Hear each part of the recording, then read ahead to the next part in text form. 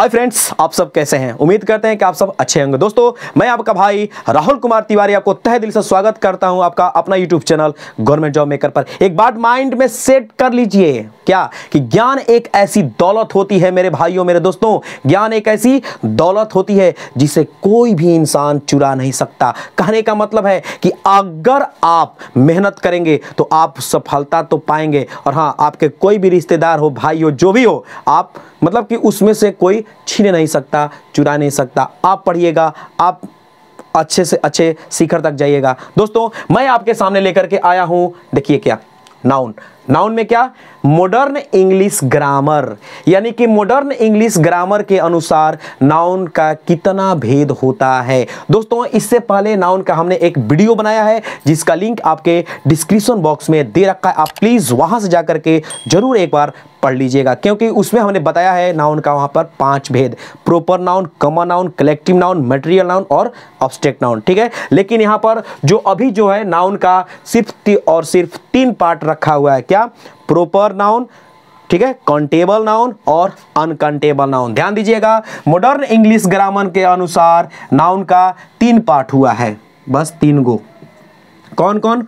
Proper noun, proper noun यानी कि व्यक्तिवाचक संज्ञा, व्यक्तिवाचक संज्ञा, ठीक है। उसके बाद रखा है काउंटेबल नाउन, काउंटेबल नाउन यानी कि गणनीय वाचक संज्ञा, गणनीयवाचक संज्ञा, ठीक है। और उसके बाद रखा है अनकाउंटेबल नाउन, अनकाउंटेबल नाउन यानी कि अगणनीयवाचक, अगणनीयवाचक संज्ञा। दोस्तों, मॉडर्न इंग्लिश ग्रामर के अनुसार नाउन को 3 भागों में बंटा है। कौन कौन? प्रॉपर नाउन, काउंटेबल नाउन और अनकाउंटेबल नाउन।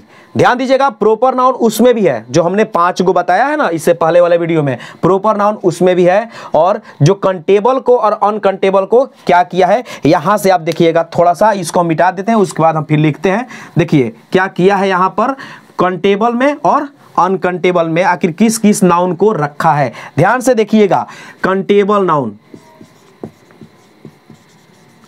काउंटेबल नाउन, ठीक है, इसमें रखा है 2 नाउन को।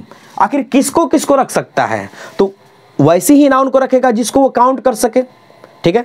उस नाउन को तो रखेगा नहीं जिसको वो काउंट, जैसे अच्छा बताइए कि अगर पानी को रखेगा तो क्या पानी को हम लोग गिन सकते हैं? नहीं गिन सकते हैं।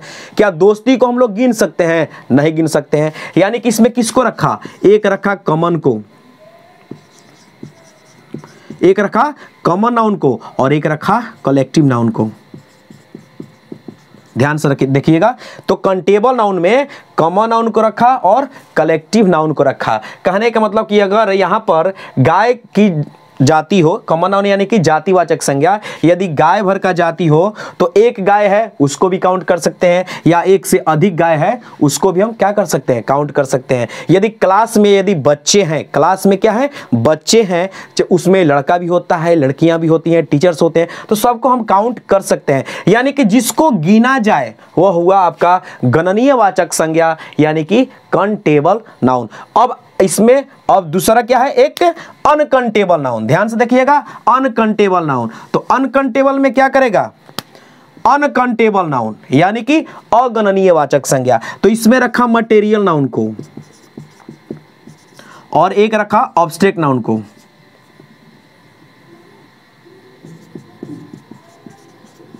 ऑब्जेक्ट नाउन को। अब देखिए मटेरियल में क्या क्या आएगा, तो मटेरियल में आपका आएगा पानी, दूध, चाय, चीनी, आटा, गेहूं, जितना ये सब है ये किस में आएगा? मटेरियल नाउन में आएगा, यानी कि द्रव्यवाचक संज्ञा में आएगा। और ऑब्जेक्ट नाउन में क्या क्या आएगा? बचपन आ जाएगा, दोस्ती आ जाएगा, पेट का दर्द या कहीं मतलब कि दर्द आ जाएगा, ठीक है, ये सब मतलब आ जाएगा किस में? भाववाचक संज्ञा में, ठीक है।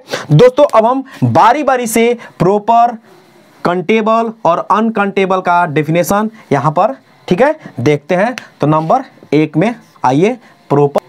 दोस्तों देखिए, प्रॉपर नाउन यानी कि व्यक्तिवाचक संज्ञा किसे कहते हैं? तो जिस संज्ञा से किसी खास, याद रखिएगा, किसी खास व्यक्ति, वस्तु, स्थान, जानवर का बोध हो।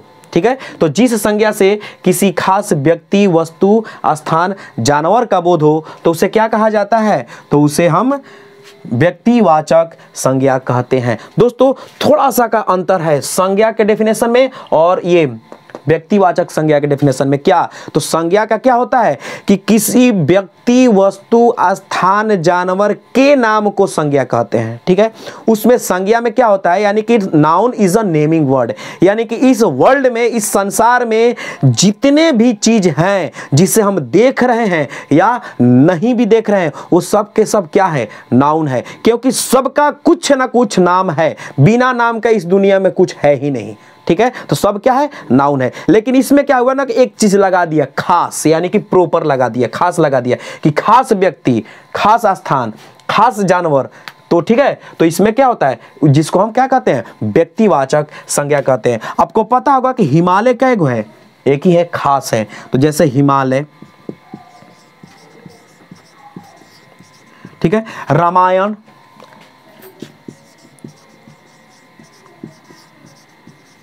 ठीक है, हिमालय, रामायण, नाम, जैसे कि राम, अगर राम पे आते हैं तो राम भी क्या है? एक ही है, हिमालय, रामायण, राम। ठीक है, ताजमहल, etc इत्यादि। ठीक है, इस हिसाब से ये हुआ आपका प्रॉपर नाउन। अब लेते हैं कंटेबल नाउन, आखिर किसे कहते हैं? कंटेबल नाउन के बारे में देखिए दोस्तों, नंबर 2 यानी कि कंटेबल नाउन, गणनीय वाचक संज्ञा। तो जिस नाउन को गिना जाए, जिस नाउन को गिना जा सके, जिस नाउन को गिना जा सके, उसे क्या कहते हैं? गणनीय वाचक संज्ञा, यानी कि कंटेबल नाउन कहा जाता है। आखिर गिनने का मतलब कौन कौन था? तो इसमें हमने आपको बताया है क्या क्या, कॉमन नाउन और कलेक्टिव नाउन। तो यानी कि इसका जो एग्जाम्पल होगा इसमें, वो दोनों का एग्जाम्पल हो सकता है। यानी कि अगर हम काऊ बोले तो वो भी हो जाएगा, अगर काउस बोले तो वो भी हो जाएगा। ये दोनों किस में आएगा? एक आ सकता है काउस, यानी कि ये तो चला गया आपका कलेक्टिव नाउन में, और काउ यानी कि एक जाति हुआ, यानी कि इसको भी गिन सकते हैं, इसको भी गिन सकते हैं। ठीक है, मूव, भीड़ भी हो सकता है, बॉय भी हो सकते हैं, बॉयज भी हो सकते हैं। ठीक है, उसके बाद में आपका क्या, क्राउड भी हो सकता है। ठीक है, गर्ल्स भी हो सकती है। इस हिसाब से यानी कि जिसको काउंट किया जाए, जिसको गिना जाए, ठीक है, तो वो हुआ आपका गणनीय वाचक संज्ञा। ठीक है, अब देखते हैं नंबर 3 यानी कि अगणनीय वाचक संज्ञा के बारे में।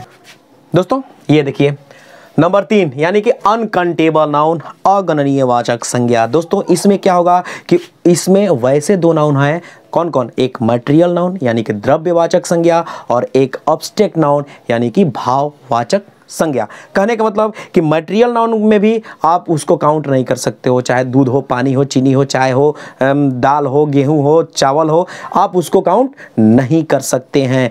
अच्छा, ये तो हुआ मटेरियल में यानी कि द्रव्यवाचक में।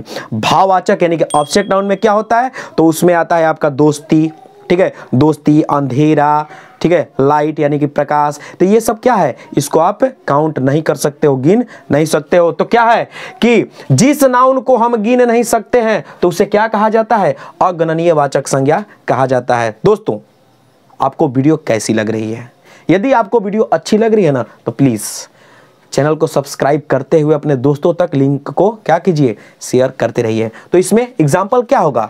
इसमें एग्जाम्पल हो सकता है आपका मिल्क, ठीक है, राइस, मिल्क मतलब दूध, फिर ये राइस चावल, फिर इसमें आ सकता है आपका ऑयल यानी कि तेल, फिर वाटर, ठीक है, वाटर भी आ सकता है, घी आ सकता है, ठीक है, etc इसमें आ सकता है। और मतलब कि मटेरियल के हिसाब से। और यदि ऑब्जेक्ट के हिसाब से आते हैं, भाववाचक में आएंगे तो क्या क्या आएगा आपका? लव होगा यानी कि प्यार, यानी कि उसका फिर हो जाएगा फ्रेंडशिप, ठीक है, फिर बचपन, बचपन में आ जाइए, चाइल्डहुड, ठीक है, etc इसमें भी हो जाएगा। ये हो गया आपका अनकाउंटेबल नाउन यानी कि अगणनीय वाचक। दोस्तों इस तरह से ये मॉडर्न इंग्लिश ग्रामर के हिसाब से नाउन को अब 3 भागों में ही बांटा गया है, ठीक है, जिसे अब सभी लोग पढ़ रहे हैं। दोस्तों उम्मीद करते हैं कि ये वीडियो आपको अच्छी लगी होगी। यदि अच्छी लगी तो प्लीज़ हमारे चैनल को लाइक सब्सक्राइब करना ही करना है, आप कीजिए और दोस्तों तक लिंक को शेयर कीजिए। थैंक यू, धन्यवाद।